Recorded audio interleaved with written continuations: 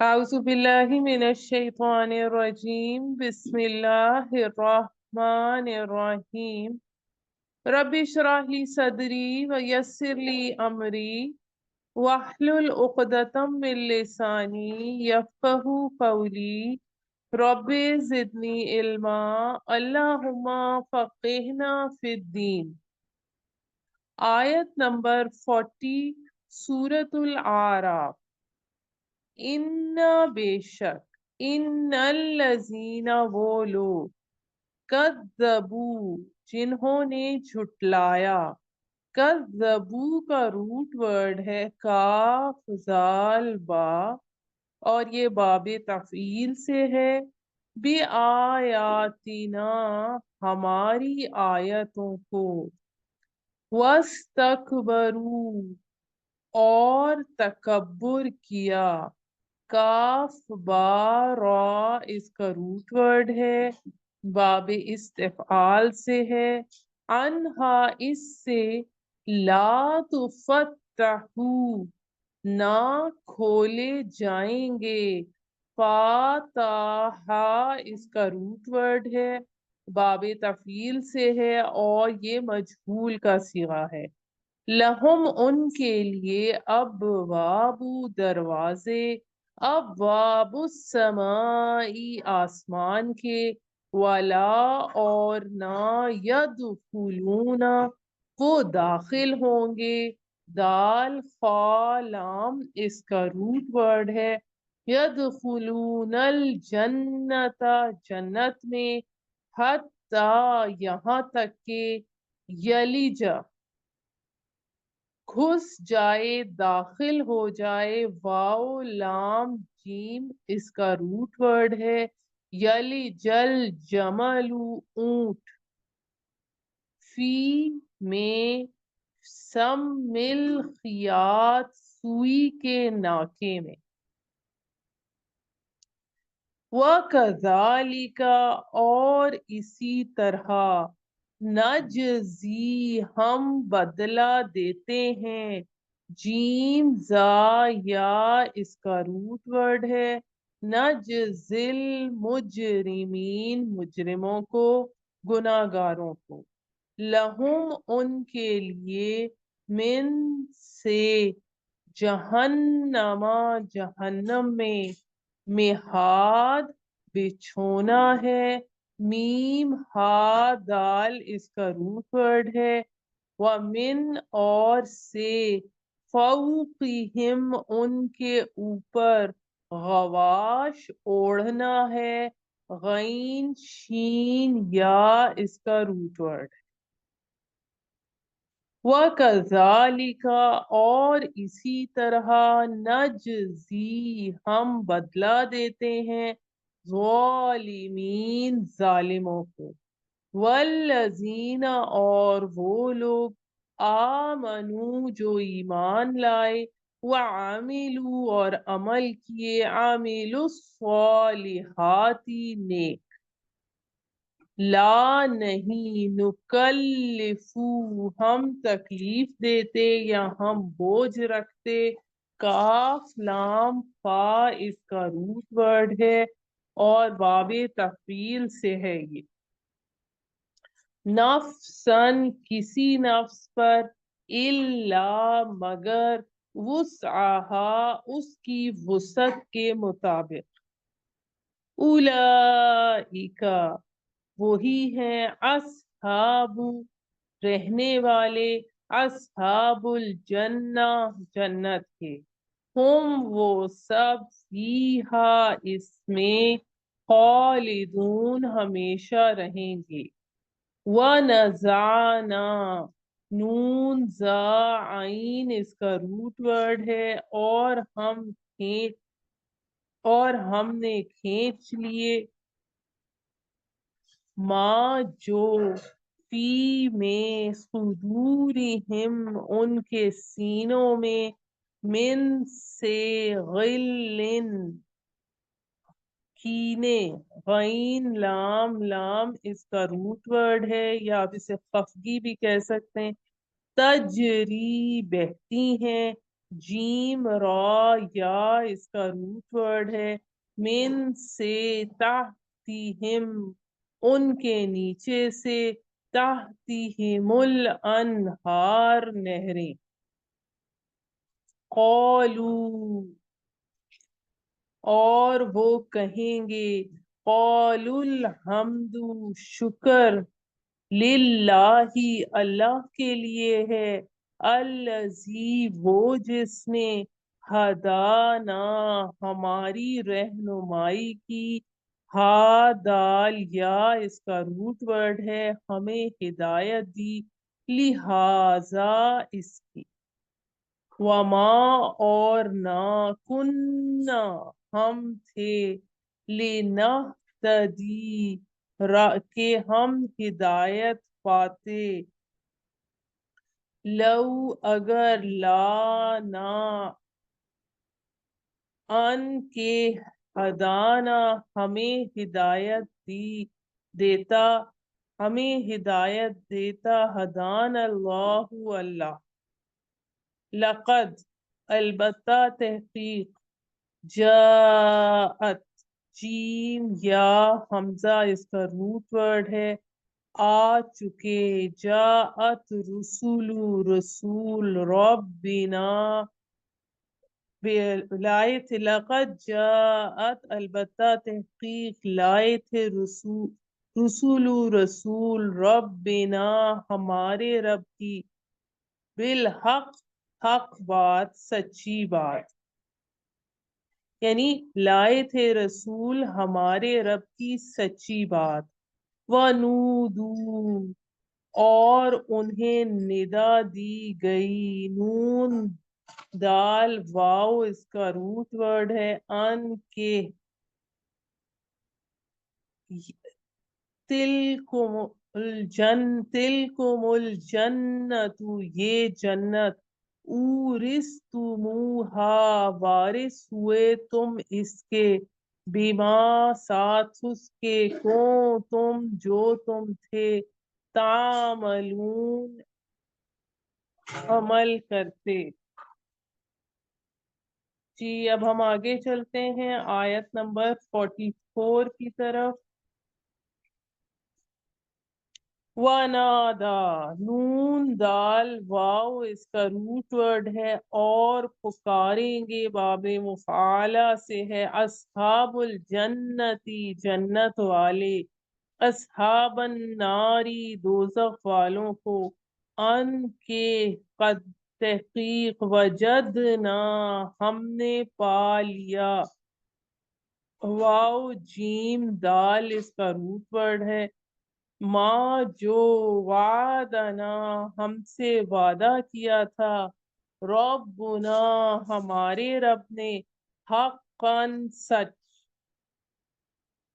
سچا، فہل پس کیا، وجد تم نے پایا، واو جیم دال اس کا روٹ ورڈ ہے، ماں جو، وعدہ کیا تھا، ربکم تمہارے رب نے، حق حق یا سچ، قالو وہ کہیں گے، نعم ہاں، فأذن پھر پکارے گا، حمزہ زال نون اس کا روٹ ورڈ ہے، باب تفعیل سے ہے، مؤذن یہ اسم فاعل ہے اسی کا،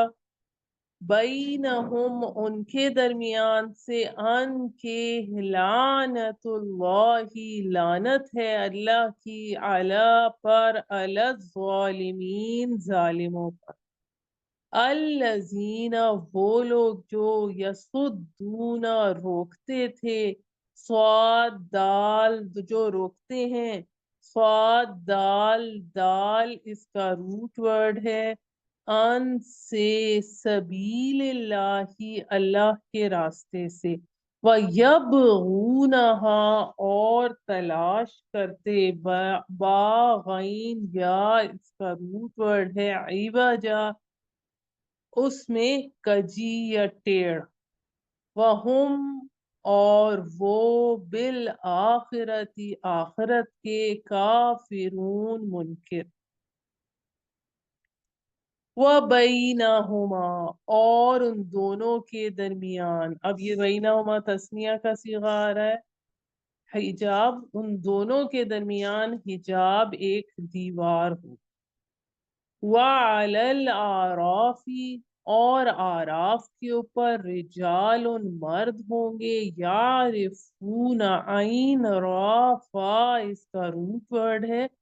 وہ پہچان لیں گے کلن ہر ایک کو بسیماہم. اس کے معنی اس کی نشانی علامت سے بھی آتے ہیں اور اس کے معنی پیشانی سے بھی آتے ہیں. وَنَادَوْا اور پکاریں گے اصحاب الجنتی جنت والوں کو ان کے سلام سلامتی ہے ہو علیکم تم پر. لم نہیں یدخلوہا وہ داخل ہوئے اس میں. وہم اور وہ یطمعون امیدوار ہوں گے. تو میم عین تما یعنی لالچ سے آپ اسے یاد رکھ سکتے. وَإِذَا اور جب صُرِفَت پھرے گی. اب یہ اذا کی وجہ سے یہاں مضارع کا صیغہ آ رہا ہے اور مطلب اس کا آ رہا ہے اور جب پھرے گی اب صارہم ان کی نگاہ تلقاء لام قاف یا اس کا روٹ ورڈ ہے. طرف معنی ہے ملاقات سے آپ اسے یاد کر سکتے ہیں. اصحاب الناری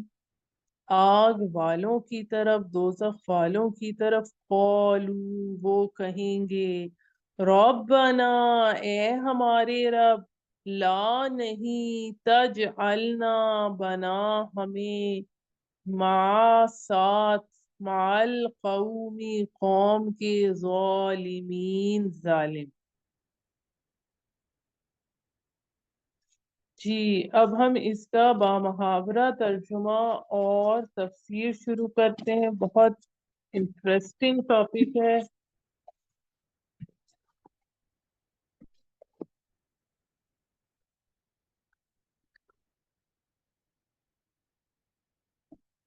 جی تو آیت نمبر 40 میں آتا ہے یقیناً جن لوگوں نے ہماری آیات کو جھٹلایا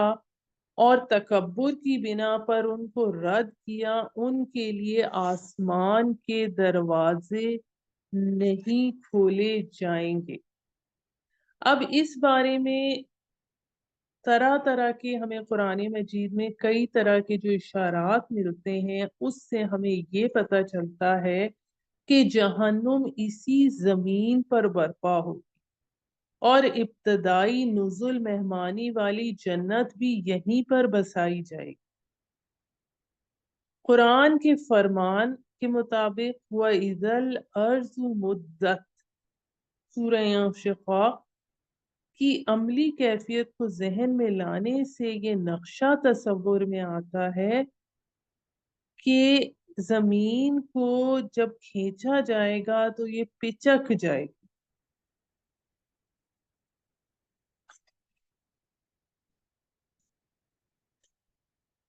جیسے ربڑ کی گیند کو کھینچا جاتا ہے تو وہ اندر سے پچک جاتی. زمین کے پچکنے سے اس کے اندر کا سارا لاوا باہر نکل آئے گا جو جہنم کی شکل اختیار کرے. احادیث میں مذکور ہے کہ روز محشر میدان عرفات کو کھول کر وسیع کر دیا جائے گا اور یہیں پر حشر کا میدان ہے.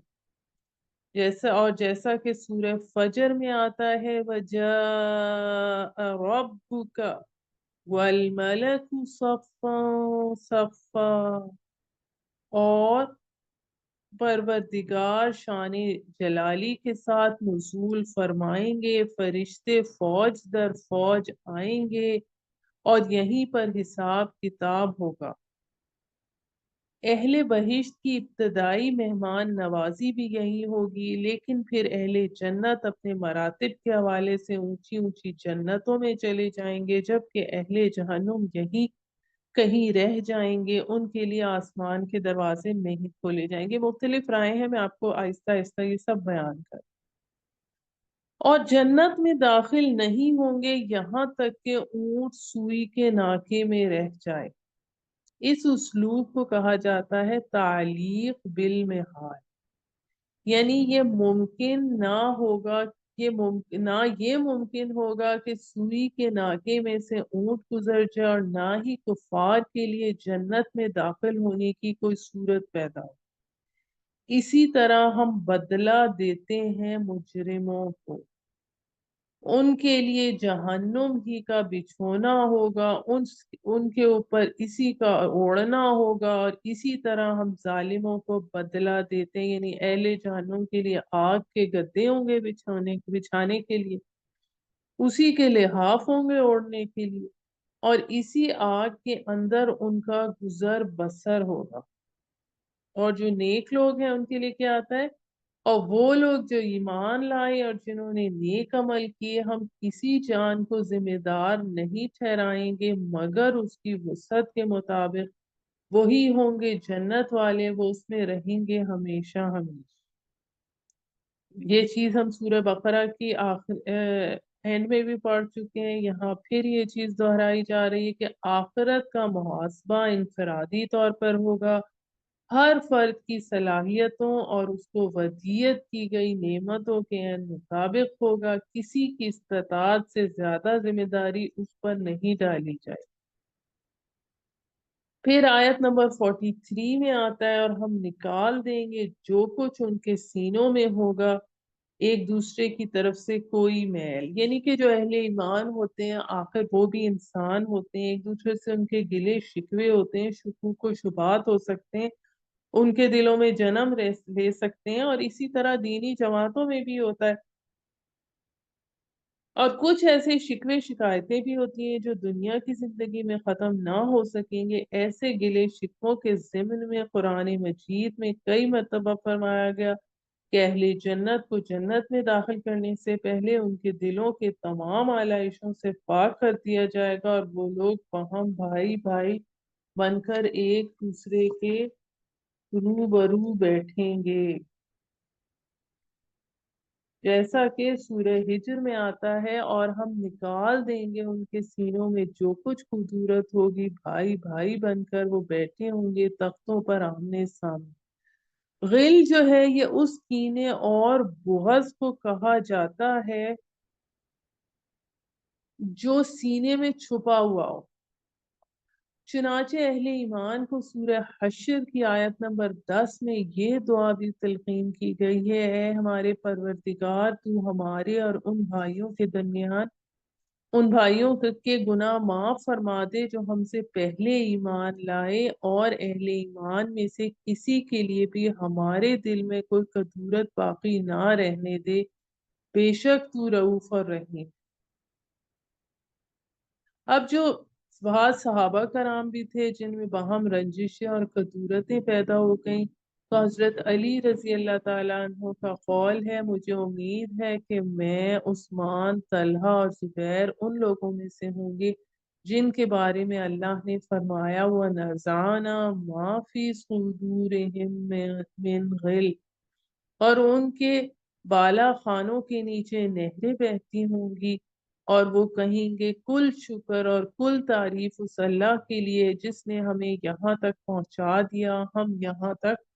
نہیں پہنچ سکتے تھے، اگر اللہ ہی نے ہمیں نہ پہنچا دیا ہوتا یقیناً ہمارے رب کے رسول حق کے ساتھ آئے تھے، اور تب انہیں پکارا جائے گا کہ یہ ہے وہ جنت جس کے تم وارث بنا دیے گئے ہو اپنے اعمال کی وجہ سے۔ یعنی یوں سمجھیے کہ بندے کا مقام ابدیت اس بات کا تقاضا کرتا ہے کہ وہ اللہ کے انعام و اکرام پر سراپا شکر बन कर पुकार उठे कि ए अल्लाह, मैं इस लायक नहीं था, मेरे अमाल इस लायक नहीं थे, मैं अपनी कोशिश की बुनियाद पर इसका मुस्तहिक नहीं हो सकता था, ये सारा तेरा फजलो करम है, तेरी अता है, तेरा दीन दीन है। जबकि अल्लाह ताला बंदे की हुस्न नीयत और अमाल सालिहा की कदर अफजाई करते हुए फरमाएगा, मेरे बंदे, तूने दुनिया में खुलूस नीयत से हक का रास्ता चुना, उसमें तूने मेहनत भी की, नुकसान भी बर्दाश्त किया, बातिल का मुकाबला करने में तकलीफें भी उठाई, लिहाजा आज ये मकाम तेरी मेहनत का इनाम है, तेरी कोशिशों का समर है, तेरे इसार का सिलसिला है। चुनाचे बंदे की कोशिश और मेहनत, अल्लाह ताला का फजलो करम, दोनों चीजें मिलकर ही बंदे की दायमी फलाह को मुमकिन बनाती हैं। हम एक नेक इरादा करते हैं तो अल्लाह ताला नेक खुलूस को देखते हुए उस काम की तौफीक दे देता है और इसे हमारे लिए आसान कर देता है। अगर हम इरादा ही नहीं करेंगे तो अल्लाह ताला की तरफ से तौफीक भी नहीं मिलेगी। इस तरह अल्लाह की तौफीक के बगैर महज इरादे से भी नहीं गुजारा चल सकता। अब हम थोड़ी सी इन आयात की और डिस्कस करते हैं, 40 से 43 तक की। पहले हम ये पढ़ के आ चुके हैं कि हर इंसान से उसकी पैदाइश पर से पहले, उसकी पैदाइश से बहुत पहले आलम अरवा में एक अहद और मीसाक लिया गया था कि जब हमारे रसूल तुम्हारे पास हमारी हिदायत और अहकाम लेकर आएंगे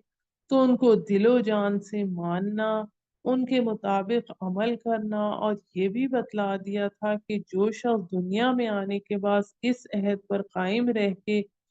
उसको पूरा करेगा वो हर रंज व गम से निजात पाएगा और दायमी राहत और आराम का मुस्तहिक होगा। और जो अम्बिया अलैहिस्सलाम की तकज़ीब या उनके अहकामात से सरकशी करके करेगा उसके लिए जहन्नुम का दायमी अजाब होगा। फिर अब इसके नतीजे में इंसानों के मुख्तलिफ ग्रोहों ने मुख्तलिफ शक्ल इख्तियार की। बाज ने उस अहद व मीसाक को भुला दिया, उसकी खिलाफ वर्जी की, और बाज उस पर कायम रहे, उसके मुताबिक अमाल सालिह अंजाम देते रहे। इन दोनों फरीकों के अंजाम और सवाब का बयान जो है वो यहाँ पर आ रहा है। अब यहाँ पर हमारे पास जो दूसरी इसमें इम्पोर्टेंट चीज आ रही है वो ये चीज आ रही है कि जो दरवाजे नहीं खोले जाएंगे उससे क्या मुराद है। दरवाजे नहीं खोले जाएंगे उससे बाज ने आमाल लिए हैं, बाज ने अरवाह ली हैं, बाज ने दुआ ली। यानी उनके अमलों या रूहों या दुआ के लिए आसमान के दरवाजे नहीं खोले जाते, आमाल दुआ और दुआ कबूल नहीं होती, रूहें वापस जमीन पर लौटा दी जाती। इसको इस बारे में हजरत अब्दुल्ला बिन अब्बास रजी अल्लाह ताला अन्हो ने इसकी एक तफसीर ये फरमाई है कि ना उन लोगों के अमाल के लिए आसमान के दरवाजे खोले जाएंगे, ना उनकी दुआओं के लिए, मतलब ये कि उनकी दुआ कबूल नहीं की जाएगी, और उनके अमाल उस मकाम पर जाने से रोक दिए जाएंगे जहां अल्लाह के नेक बंदों के अमाल महफूज रखे जाते हैं, जिसको कुरान करीम में सूरह मुतफ्फिफीन में इल्लीयीन के नाम से बताया गया। अब हमें आप एक हदीस मैं आपको पढ़कर सुनाती हूँ। जरा तवील हदीस है और बहुत इंटरेस्टिंग है। रसूल अल्लाह सल्लल्लाहु अलैहि वसल्लम किसी अंसारी सहाबी के जनाजे में तशरीफ ले गए। अभी खबर की तैयारी में कुछ देर थी तो एक जगह बैठ गए और सहाबा कराम आपके गिर्द गिर्द खामोश बैठ गए। आपने सरे मुबारक उठाकर फरमाया, मोमिन बंदे के लिए जब मौत का वक्त आता है तो आसमान से सफेद चमकते हुए चेहरों वाले फरिश्ते आते हैं جن کے ساتھ جنت کا کفن اور خوشبو ہوتی ہے، وہ مرنے والے کے سامنے بیٹھ جاتے ہیں۔ پھر فرشتہ موت اسرائیل علیہ السلام اس کی روح کو خطاب کرتے ہیں کہ اے نفس مطمئنہ، رب کی مغفرت اور خوشنودی کے لیے نکلو۔ اس وقت اس کی روح اس طرح بدن سے بآسانی نکل جاتی ہے جیسے کسی مشکیزے کا دھانا کھول دیا جائے تو اس کا پانی نکل جاتا ہے۔ اس کی روح کو فرشتہ موت اپنے ہاتھ میں لے کر ان فرشتوں کے حوالے کر دیتا ہے۔ یہ فرشتے اس کو لے کر چلتے ہیں جہاں ان کو کوئی فرشتوں کا گروہ ملتا ہے۔ وہ پوچھتے ہیں یہ پاک روح کس کی ہے؟ یہ حضرات اس کا وہ نام، وہ لقب لیتے ہیں جو عزت اور احترام کے لیے اس کے واسطے دنیا میں استعمال کیا جاتا تھا، اور کہتے ہیں یہ فلاں بن فلاں ہیں، یہاں تک کہ یہ فرشتے روح کو لے کر پہلے آسمان پر پہنچ جاتے ہیں اور دروازے کھولتے ہیں، دروازہ کھولا جاتا ہے، یہاں سے اور فرشتے بھی اس کے ساتھ ہو جاتے ہیں یہاں تک کہ 7ویں آسمان پر پہنچتے ہیں۔ اس وقت اللہ تعالیٰ فرماتے ہیں میرے اس بندے کا اعمال نامہ علیین میں لکھ لو اور اس کو واپس کر دو۔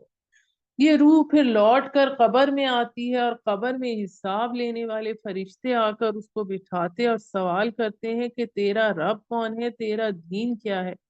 وہ کہتا ہے میرا رب اللہ تعالیٰ ہے اور دین اسلام ہے۔ پھر سوال ہوتا ہے یہ بزرگ جو تمہارے لیے بھیجے گئے ہیں کون ہیں؟ اور وہ کہتا ہے یہ اللہ کے رسول ہیں۔ اس وقت ایک صلی اللہ علیہ وآلہ وسلم ہے، اس وقت ایک آسمانی ندا آتی ہے میرا بندہ سچا ہے، اس کے لیے جنت کا فرش بچھا دو، جنت کا لباس پہنا دو، جنت کی طرف اس کا دروازہ کھول دو، اس دروازے سے اس کو خوشبو، جنت کی خوشبوئیں اور ہوائیں آنے لگتی ہیں، اور اس کا نیک عمل ایک حسین صورت میں اس کے پاس اس کو مانوس کرنے کے لیے آ جاتا ہے۔ اب اس کے بالمقابل کافر اور منکر کا جب وقت موت آتا ہے تو آسمان سے سیاہ رنگ کے فرشتے خراب قسم کا ٹاٹ لے کر آتے ہیں اور بالمقابل بیٹھ جاتے ہیں۔ پھر فرشتہ موت اس کی روح اس طرح نکالتا ہے جیسے کوئی خاردار شاخ گیلی اون میں لپٹی ہوئی ہو، اس میں سے کھینچی جائے، یہ روح نکلتی ہے تو اس کی بدبو مردار جانور کی بدبو سے زیادہ تیز ہوتی ہے۔ فرشتے اس کو لے کر چلتے ہیں، راستے میں جو دوسرے فرشتے ملتے ہیں تو پوچھتے ہیں یہ کس خبیث کی روح ہے؟ یہ حضرات اس وقت اس کا برے سے برا نام و لقب ذکر کرتے ہیں جس کے ساتھ وہ دنیا میں پکارا جاتا تھا کہ فلاں بن فلاں ہے، یہاں تک کہ سب سے پہلے آسمان پر پہنچ کر دروازے کھولنے کے لیے کہتے ہیں تو اس کے لیے آسمان کا دروازہ نہیں کھولا جاتا، بلکہ یہ حکم ہوتا ہے اس بندے کا اعمال نامہ سجین میں رکھ لو جہاں نافرمان بندوں کے اعمال نامے رکھے جاتے ہیں، اور اس کی روح کو پھینک دیا جاتا ہے، وہ بدن میں دوبارہ آ جاتی ہے۔ فرشتے اس کو بٹھا کر اس سے وہی سوال کرتے ہیں جو مومن بندے سے کیے تھے، یہ سب کا جواب دیتا ہے ہاں ہاں اللہ ادری، یعنی میں کچھ نہیں جانتا۔ اس کے لیے جہنم کا فرش، جہنم کا لباس دے دیا جاتا ہے اور جہنم کی طرف دروازہ کھول دیا جاتا ہے جس سے اس کو جہنم کی آنچ اور گرمی پہنچتی رہتی ہے، اس کی خبر اس پر تنگ کرتی جاتی ہے، نعوذ باللہ۔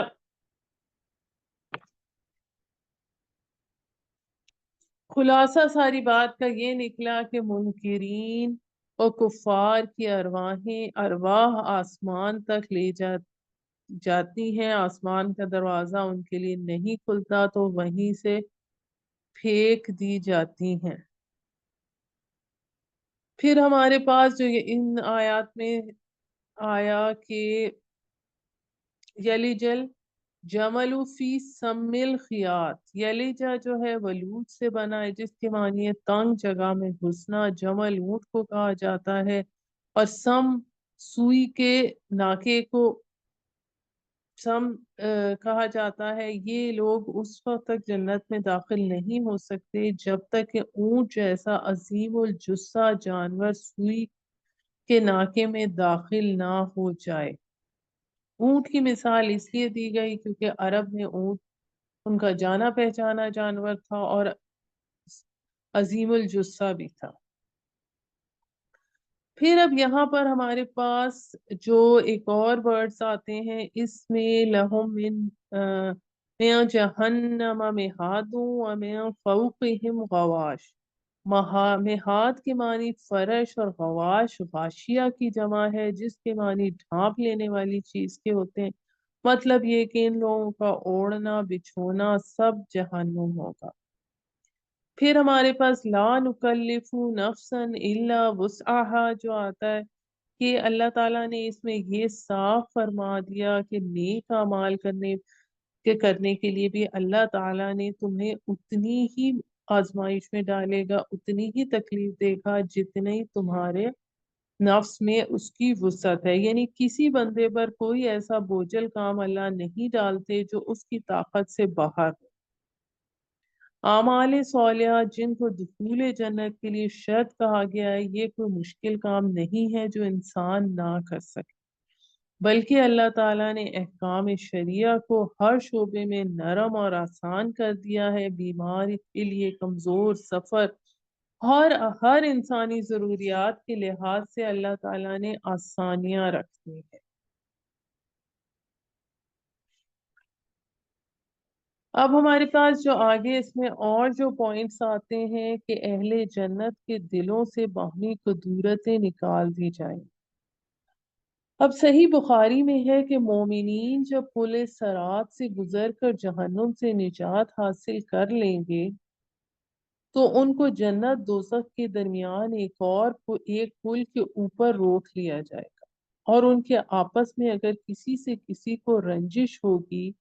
کہ کسی پر کسی کا حق تھا تو یہاں پہنچ کر ایک دوسرے سے انتقام لے کر معاملات کو صاف کر دیا جائے گا۔ اس طرح حسد، بغض، کینہ وغیرہ سے پاک صاف ہو کر وہ جنت میں داخل ہوں گے۔ معلوم یہ ہوتا ہے کہ یہ پل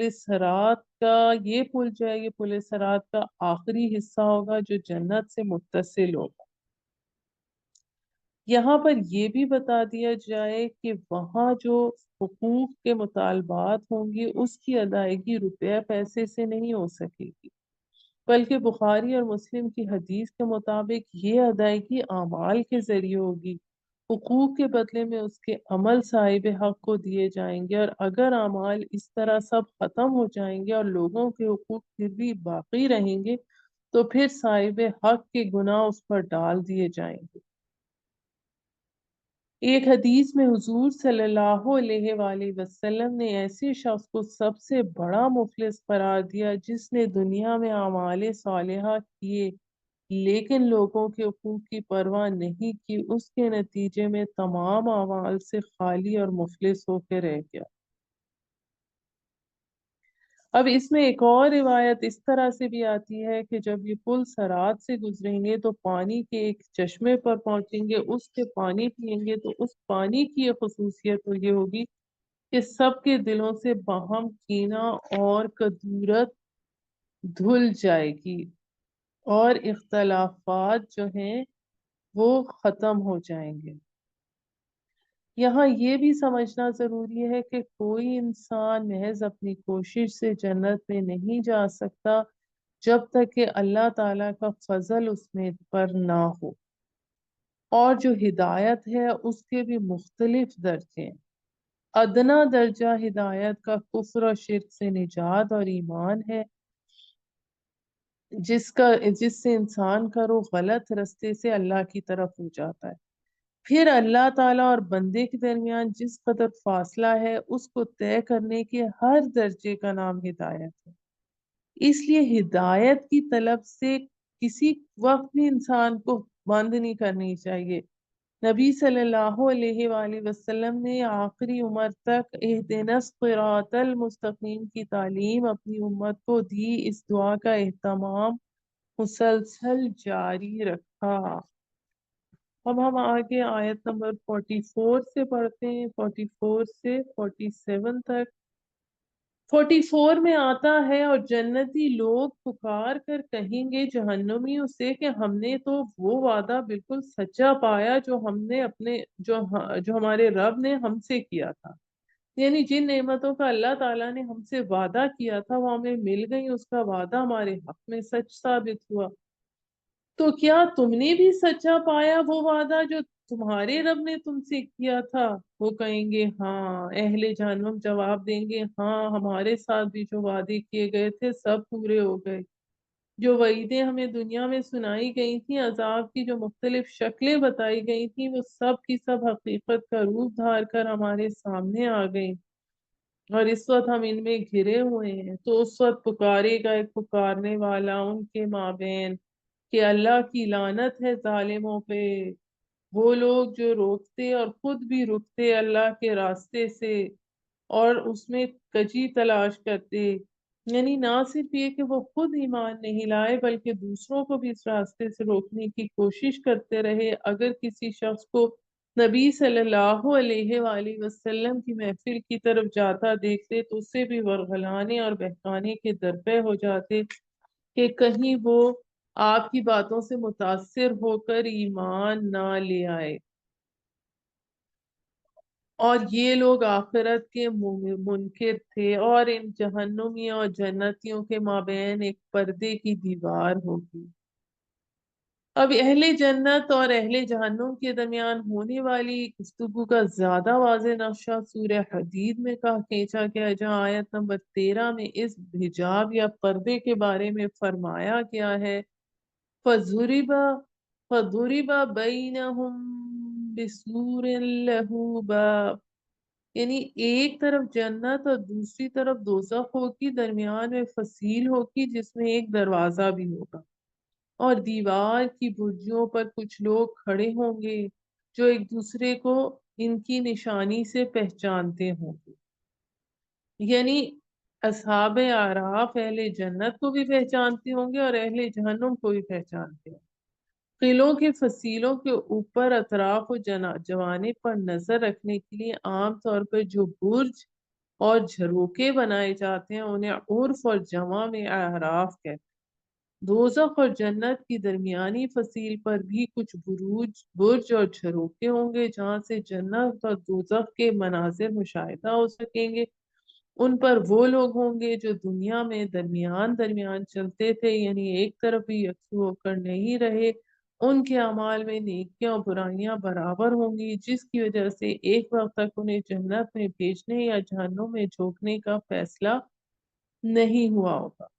اور وہ اصحاب اعراف جنت والوں کو پکار کر کہیں گے آپ پر سلامتی ہو، وہ اس جنت میں ابھی داخل نہیں ہوئے تھے مگر انہیں اس کی بہت خواہش ہوگی، اور وہ اہل جنت کو دیکھ کر انہیں بطور مبارک بعد سلام کریں گے، اور ان کی اپنی شدید خواہش اور آرزو ہوگی کہ اللہ تعالیٰ انہیں بھی جلد از جلد جنت میں داخل کر دے جو آخر پوری کر دی جائے، اور جب ان کی نگاہیں پھیری جائیں گی اہل جہنم کی طرف تو اس وقت وہ کہیں گے اے ہمارے پروردگار ہمیں ان ظالموں کے ساتھ شامل نہ کیجیے،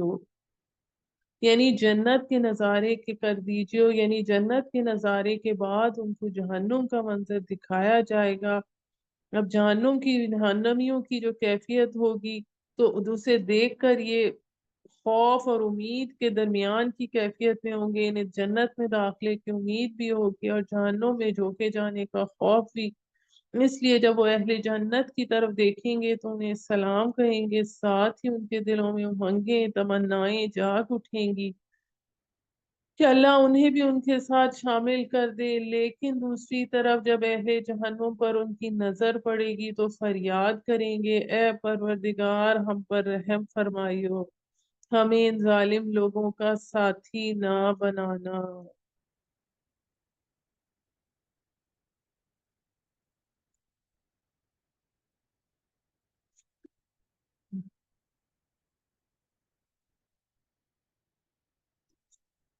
جی اب ہم اس کی تھوڑی سی اور تفسیر ان آیات کی ڈسکس کر لیتے ہیں۔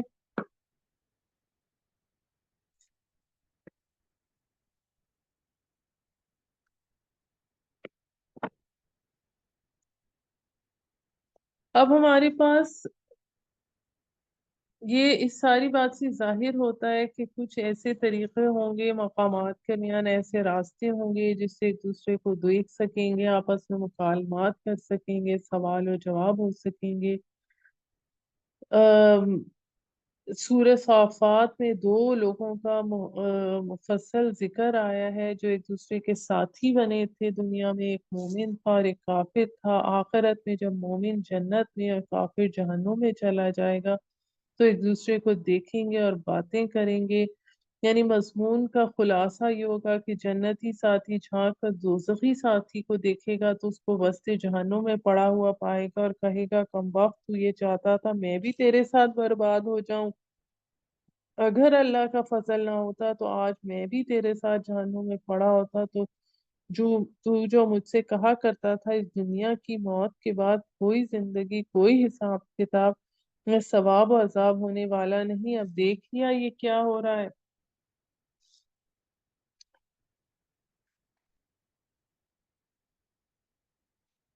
اب ہماری تھوڑی سی اعراف کی ہم تفسیر اور اس طرح سے ڈسکس کرتے ہیں کہ اعراف کیا چیز ہے، اس کے بارے میں سورہ حدید سے بھی ہمیں تھوڑا جو آئیڈیا ملتا ہے، اس سے ہمیں کیا پتہ چلتا ہے کہ محشر میں تین گروہوں کے لوگ ہیں۔ ایک کھلے کافر اور مشرک، ان کو تو پل صراط پر چلنے کی نوبت ہی نہیں آئے گی، پہلے ہی جہنم کے دروازے سے دھکیل دیے جائیں، کہ میں دھکیل دیے جائیں۔ دوسرے مومن، ان کے ساتھ نور ایمان کی روشنی ہوگی۔ تیسرے منافق، یہ چونکہ دنیا میں مسلمانوں کے ساتھ لگے رہے، وہاں بھی شروع میں ساتھ لگے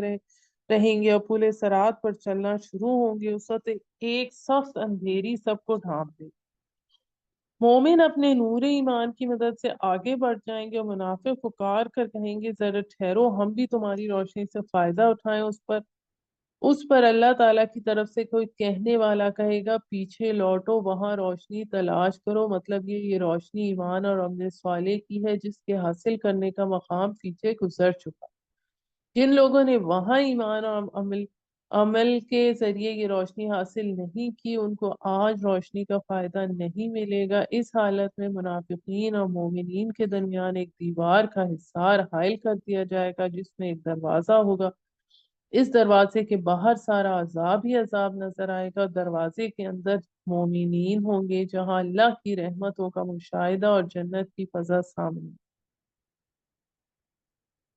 اب وہ جو اہل جنت اور اہل دوزخ کے درمیان حصار حائل کیا جائے گا، اس کو لفظ سور سے تعبیر کیا گیا ہے، اور یہ دراصل شہر پناہ، یہ لفظ شہر کی پناہ کے لیے، جیسے بڑے شہر کے گرد حفاظت کے لیے جو بڑی مضبوط مستحکم چوڑی دیوار بنائی جاتی ہے، ایسی دیواروں میں فوج کے حفاظتی دستے بھی موجود ہوتے ہیں، اس کا ذکر کیا جا رہا ہے جو حملہ آوروں سے باخبر ہے۔ اب لفظ حجاب سے اکرائیے، اس سے مراد وہی حصار ہے جو سورہ حدید کی آیت میں لفظ سور سے تعبیر کیا گیا، اور اسی کے بالائی حصے کا نام اعراف ہے، کیونکہ اعراف عرف کی جمع، اور عرف ہر اس چیز کو کہا جاتا ہے جو کہ اونچی ہو، دوسروں سے معروف اور ممتاز ہو۔ تو اس کے اوپر والے حصے کو اعراف کہا گیا ہے۔